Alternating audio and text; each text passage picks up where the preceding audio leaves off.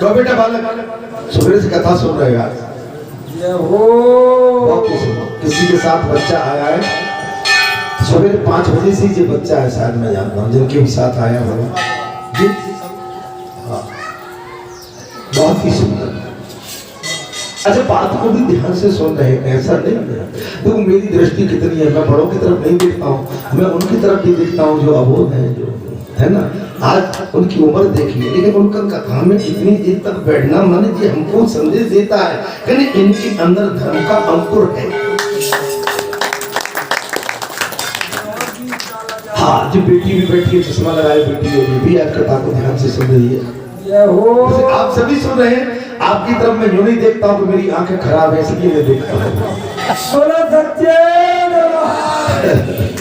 इन बच्चों की तरफ तो मैं देख लेता हूँ, मेरी आंखें जो है मैंने भले ही खराब है, लेकिन खराब आंख भी काम कर जाती है।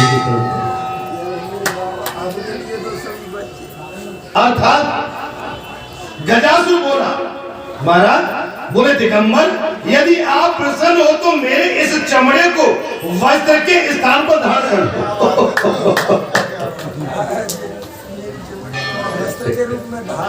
बोले भगवान शंकर, यदि आप मुझ पर प्रसन्न हैं तो इस मेरी चमड़ी को मेरे शरीर से निकाल के आप अपने वस्त्र के रूप में धारण करें। इससे सदैव उत्तम गंध निकले और ये सदा अत्यंत कोमल बना रहे। इससे उत्तम गंध निकले, ये सदैव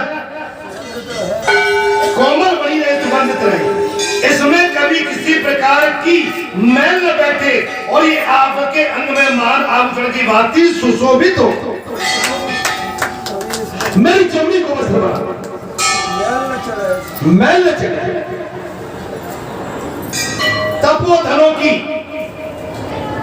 महत्तम तपस्या जनित अग्नि ज्वाला को पाकर मैं भी और मेरा ये चरम दगत धन्य हो जाए। अतः ये पुण्य और सुगंध की निधि है। इसे धारण करके आज से आपका नाम कृत्तावासा हो जाएगा। क्या हो जाएगा महाराज? कृत्तावासा। तब एवं वस्तु कहकर भगवान शंकर बोले, एवं वस्तु भावी कह दान करना। एवं वस्तु कहकर भगवान शंकर बोले दैत्य, इस मुक्ति क्षेत्र में तुम्हारा ये शरीर सबको मोक्ष देने वाला मेरे शिवलिंग विग्रह हो जाए। ये तुम्हारा शरीर मेरे शिवलिंग पर चढ़ जाए और सबको मोक्ष देने वाला हो। देखिए भगवान बड़े दयालु, भगवान कभी किसी से घृणा नहीं करते। भगवान के ऊपर जो उत्पात मचाता है उन पर तो वो टूट पड़ते और बहुत जल्दी नहीं, वो लंबे टाइम तक प्रतीक्षा करते। वो आपके साथ अबोध बन के हंसते खेलते खाते। आप समझते जी तो कमजोर हो गया, जी तो लल्लू हो गया। लल्लू नहीं है भगवान, लल्लू नहीं, भगवान लल्ला है। लल्ला लल्लू नहीं, क्या है? जसोदा मैया लल्लू नहीं कहती थी, लल्ला।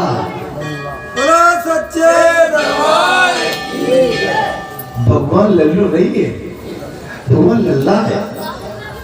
इसका नाम कृत्यवासेश्वर होगा। साहब कहते हमारा राक्षस को भी मुक्ति दे दी, भगवान तो ऐसे अपराधी को भी क्षमा कर दिया। यो तो तुमने बहुत बड़ा अपराध किया है, बार बार हनुमान ने कही थी लंका में जाके रावण से, लेकिन माता जानकी के जो तो भगवान बड़े दयालु, तुम्हें क्षमा कर दे। अर्थात और ये बड़े बड़े पातकों का नाश करने वाला होकर समस्त शिवलिंग का शिरोमणि होगा। रुद्र पाशुपति सिद्ध ऋषि और तत्व चिंतक शांत मन को वश में रखने वाले दांत हे जितेंद्र, क्रोध को काबू में रखने वाले द्वंद्व रहित माने द्वंद्वों में नहीं पड़ते। द्वंद्व मत छोड़ दो, एक चीज द्वंद्व में मत पड़ो। आप सुनो सबकी, लेकिन आप अपने अच्छे बुरे का ज्ञान अपने पास रखो कि कौन आपके लिए लाभदायक है, कौन आपका कल्याण करने वाला है और कौन आपका हानिकारक। देखिए कोई चढ़ा दे तो चढ़ मत जाओ, अब बहुत से कहते भगत जी वो तो तुमने किया। अरे भगत जी कहाँ कर पा, भगत जी में एक घड़ा उठाने की क्षमता नहीं है, पहाड़ को उठा पाते। मैंने कल की कथा में किसकी सत्संग में कहा था, हनुमान जी जब लंका पर चढ़ाई की थी ना, तो हनुमान जी की गदा में 1000 किलो वजन था, सोने की गदा थी। 1000 किलो के वजन की गदा थी, 1000 किलो। कितनी महाराज? 1000 किलो के वजन की गदा। 10 कुंटल। कनक भूधराकार शरीरा, समर भयंकर अतबल वीरा। अरे सीता मनु भरोसे तो भाई। हनुमान जी ने सोने की लंका के साथ अपना शरीर भी सोने का बना दिया। कनक भूधराकार शरीरा, प्योर सोना, 24 कैरेट का, मिलावटी नहीं। रावण की लंका मिलावटी भी होगी, लेकिन हनुमान की गदा में कोई मिलावटापन नहीं था। ठीक है, आज वो श्रीलंका में म्यूजियम में रखी है। वो रखी है म्यूजियम में। 1000 किलो की सोने की गदा लंका में म्यूजियम में रखी हुई है। परिग्रहण शून्य तथा मुक्ति की इच्छा रखने वाले जो मेरे भक्त काशीपुरी में रहकर मान और अपमान में समभाव रखते हैं तथा ढेला पत्थर और स्वर्ण को भी समान समझते हैं, उन सब पर अनुग्रह करने के लिए मैं वासेश्वर का लिंग में सदा निवास करूंगा। द्वापर और कलयुग में उत्पन्न होने वाले पाप बुद्धि मनुष्य और वासेश्वर की शरण लेकर सब पापों से मुक्त होकर मोक्ष को प्राप्त कर लेना ठीक होगा।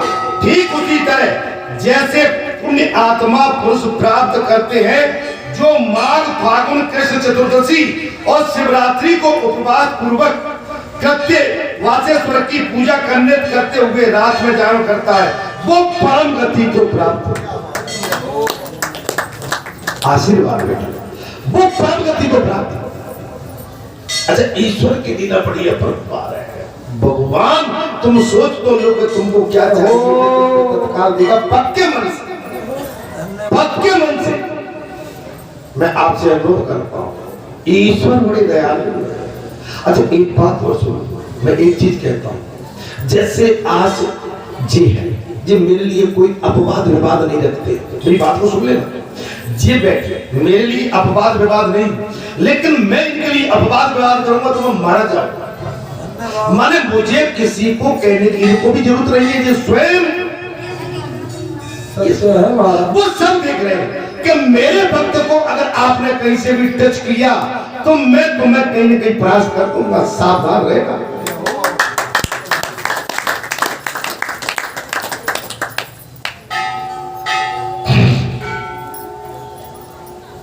अर्थात ऐसा कहकर देवेश्वर महाराज कहां चले गए?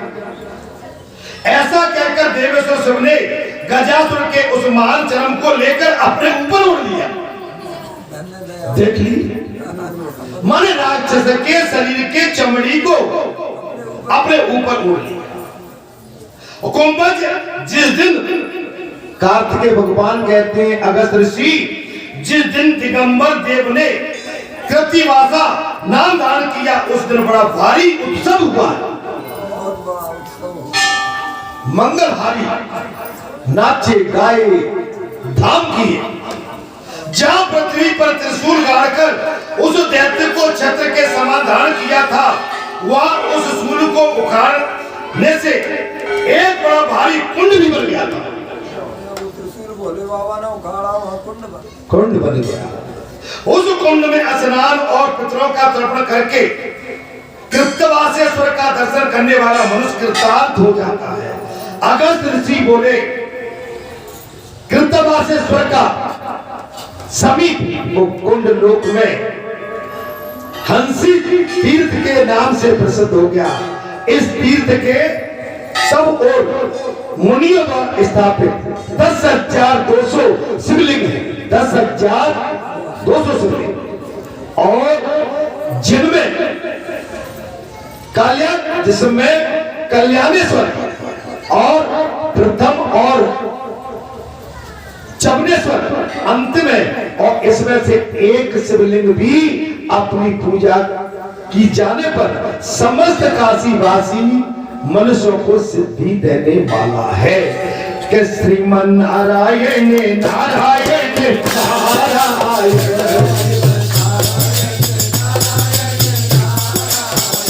श्रीमन नारायण नारायण नारायण श्रीमन नारायण नारायण नारायण भगवान नारायण नारायण नारायण भगवान नारायण नारायण नारायण बद्री नारायण नारायण नारायण बद्री नारायण नारायण नारायण केदार नारायण नारायण नारायण केदार नारायण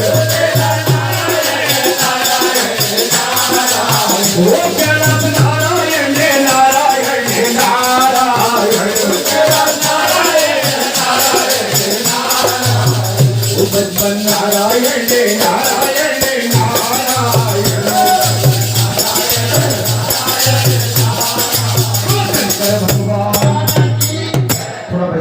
सोने की बाली किसी की गिर गई थी, किसी बहन ने बेटी ने आके बोझा जमा कर दी है। वो श्री राम जी लाल जी के पास कोषाध्यक्ष है यहाँ के, उनके पास है। लेकिन बाली जब भी दी जाएगी वो अपने कान की बाली ला के बताएगी, उसी डिजाइन में मिलेगी तब, और उसका बराबर यहाँ पंचनामा बनेगा, यहाँ पर विधिवत तब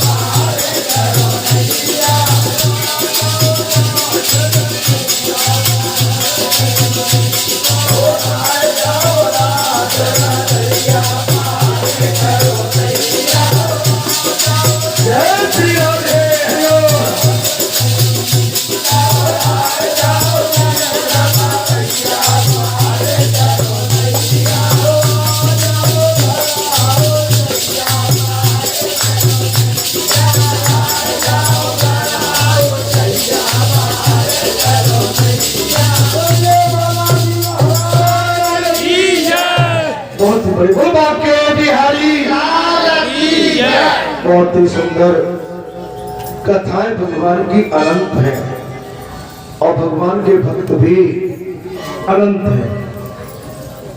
ये आपके बीच में से किसी एक भक्त का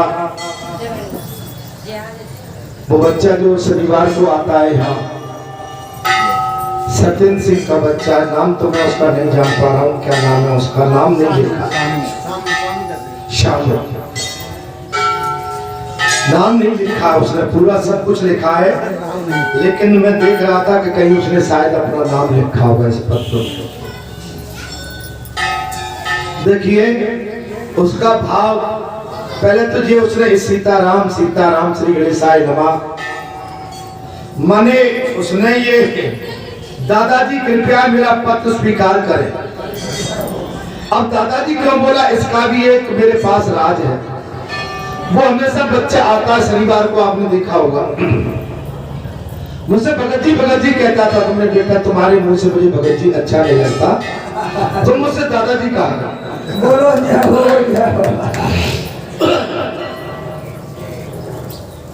तो उस दिन से वो दादाजी कृपया मेरा पत्र स्वीकार करना, जय श्री सीताराम सीताराम सीताराम सीताराम। ठीक है, अब भक्तों की चिट्ठी तो भाई बताना ही पड़ेगी मुझे, आप कहे तो मैं पढ़ देता हूं। जय हो।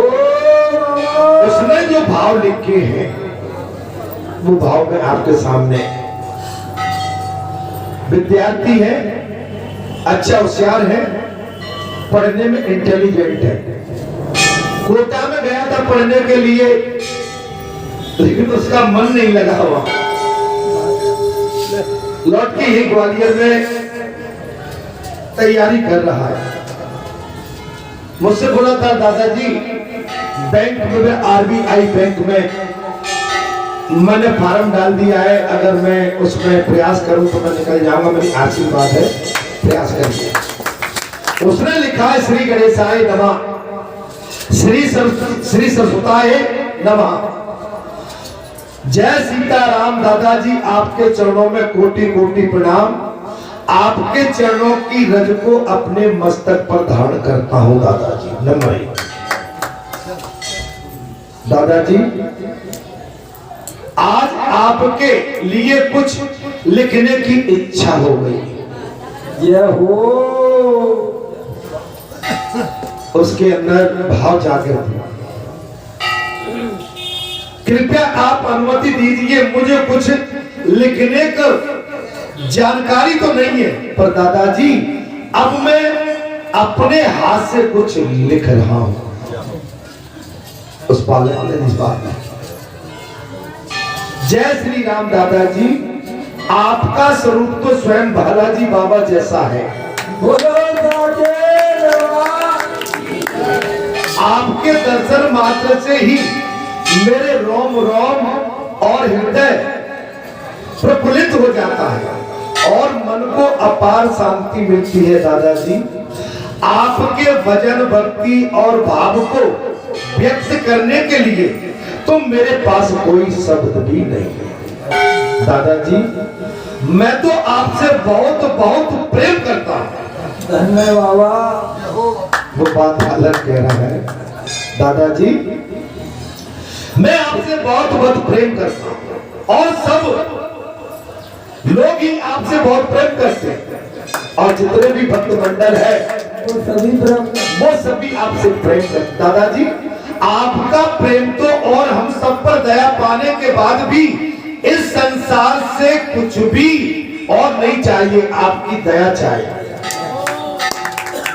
जय श्री राम दादाजी, जिस प्रकार आप सबसे प्रेम करते हैं, सबसे अतुलनीय, सबको अतुलनीय आशीर्वाद देते हैं, उसको देखकर तो मेरे आंसू निकल जाते हैं। पिछले शनिवार को आपकी अपार दया देखकर मेरे तो आंसू ही निकल पड़े। दादा यह हो एक चिट्ठी लिखी है, अब और चिट्ठी ज्यादा है, उसने अपने सभी भाव प्रकट इस तरह से किए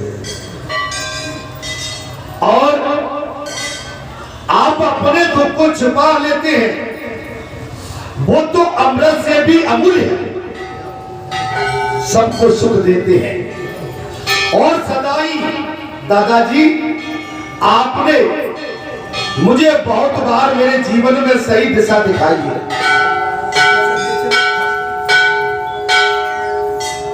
जो आप अपनी जीवन कृपा सुनाते हैं ना, तो मुझे बहुत सीखने को मिलता है। जो आप अपनी बीती सिखाते हैं, दिखाते हैं, तो मुझे आपसे बहुत सीख मिलती है। जो मुझे अति प्रिय लगती है दादाजी, कथा सुनकर मेरा मन अति उत्साहित और आनंदित मैं हो जाता है और आंखें नम हो जाती है। इस अमृत रूपी कथा के लिए मैं आपको सत सत प्रणाम नमन करता। नित्य प्रेम की गंगा बहती है दादाजी, आपके चरणों में सुख मिलता है। सारे संसार का आपके चरणों में एक बार जो आपको प्रेम पाता है, वो व्यक्ति तो तर जाता है और सब बंधनों से मुक्त हो जाता है। जय श्री राम। मैं तो बहुत भाग्यशाली हूं जो मुझे आपका अपार प्रेम मिलता है। आप साक्षात तो मुझ पर दया बरसाते ही है, परंतु मुझे तो आपके दर्शन सपन में भी नहीं होते रहे। बोलो बाबा जी महाराज की जय। मैंने तो अपना दिल दिमाग और मन आपको सौंप दिया दादाजी। जब मैं शनिवार को घर पर रहता हूँ तो मेरे हृदय में बालाजी धाम में ही रहता है और अगले शनिवार का मैं इंतजार करता हूँ। जय हो।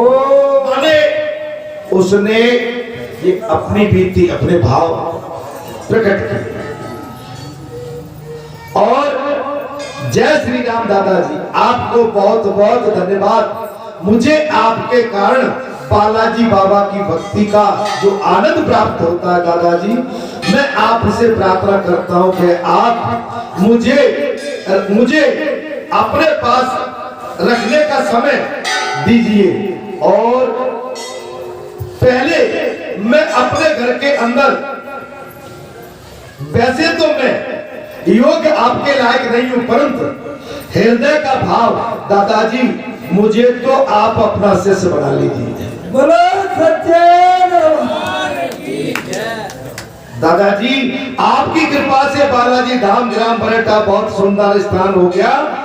मैं तो सबको बोलता हूँ कि एक बार यहाँ के दर्शन और आपकी कथा मिल जाए तो सारी इच्छा आपकी पूरी हो जाए।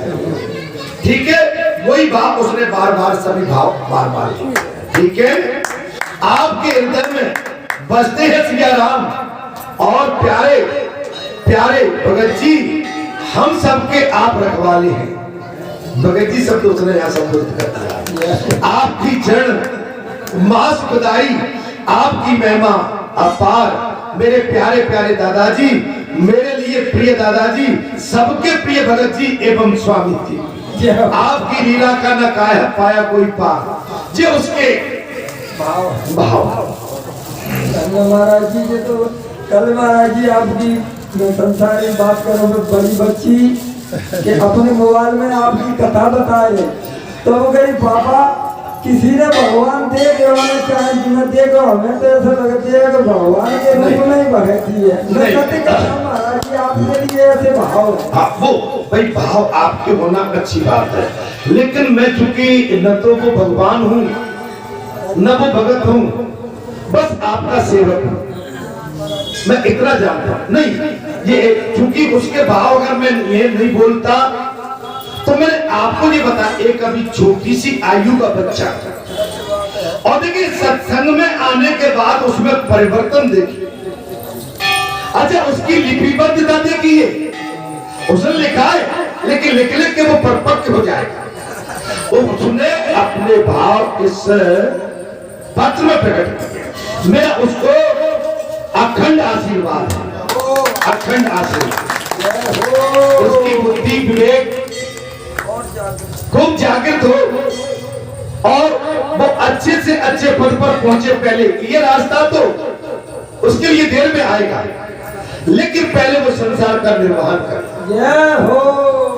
पढ़े लिखे अधिकारी बने, अधिकारी बन के शादी ब्याह करे, अपने कुल खानदान को आगे बढ़ाए।